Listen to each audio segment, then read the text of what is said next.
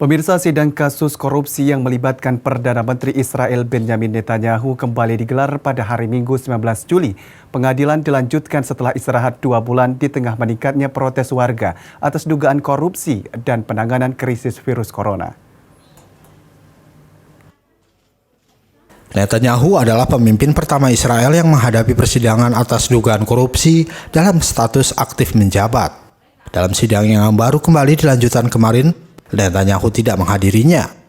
Kehadirannya pada sidang di Pengadilan Distrik Yerusalem memang tidak diperlukan, di mana ia muncul pada bulan Mei pada pembukaan persidangan untuk membantah tuduhan penyuapan, penipuan, dan pelanggaran kepercayaan.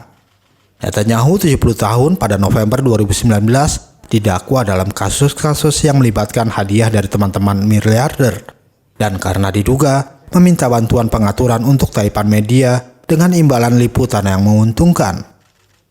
Setelah meraih kesepakatan koalisi 3 bulan lalu dengan tokoh sayap kanan Benny Gantz, saingan utamanya dalam 3 pemilihan yang hasilnya tidak meyakinkan sejak April 2019, Netanyahu mengambil langkah utama dalam memerintahkan pembatasan yang meratakan gelombang pertama infeksi virus corona Israel. Tetapi setelah peningkatan tajam dalam kasus COVID-19, pengangguran yang tinggi, dan pemberlakuan kembali penguncian dalam beberapa pekan terakhir, warga Israel turun ke jalan dalam demonstrasi hampir setiap hari melawannya dengan kemarahan publik yang diperparah oleh tuduhan korupsi. Pada malam minggu kemarin, polisi menggunakan meriam air untuk membubarkan demonstran di sekitar kediaman Netanyahu di Yerusalem.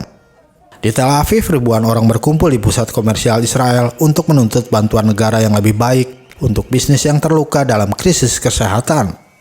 Di Israel, tuduhan suap dijatuhi hukuman hingga 10 tahun penjara dan atau denda. Sementara penipuan dan pelanggaran kepercayaan dijatuhi hukuman penjara hingga 3 tahun. Dari Tel Aviv, Israel, kontributor Nusantara TV melaporkan.